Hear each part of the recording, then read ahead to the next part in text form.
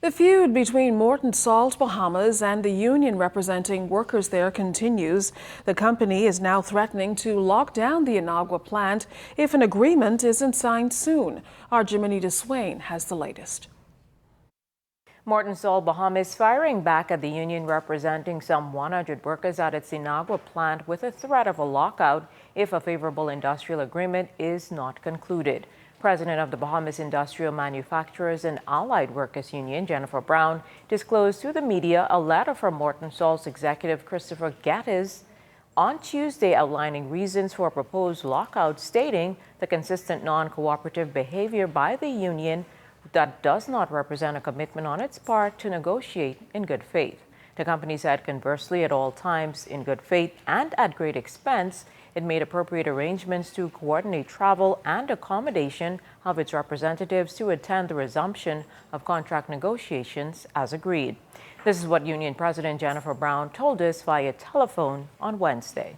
They're still offering the union, the workers, 1.5%, which is unacceptable.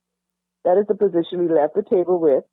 The union had forwarded them a proposal and expected to get a counter proposal from them. And it appeared from what they presented to us that this meeting is not going to be fruitful. Because even in the last meeting we had issues that we were dealing with. They promised when we left the table they were going to put in writing, respond to them in writing. Over 5 months we have not received a response from them pertaining to the issues. So how are we going to deal with an industrial agreement when small issues that doesn't even need to go to the Labor Department can't even be handled?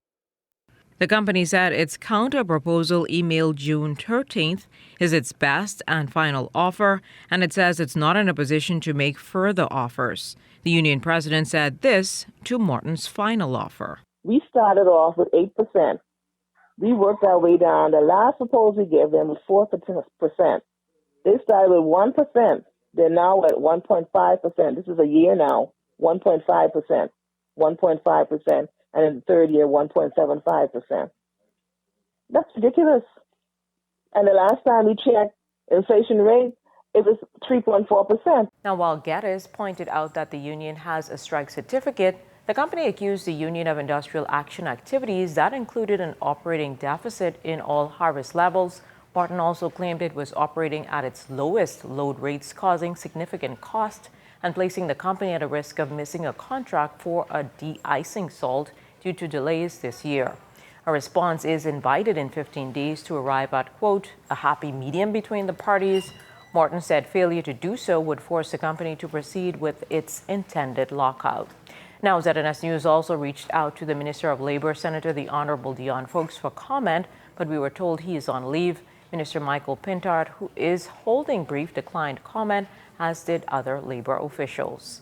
Jiminy Swain, ZNS Network News.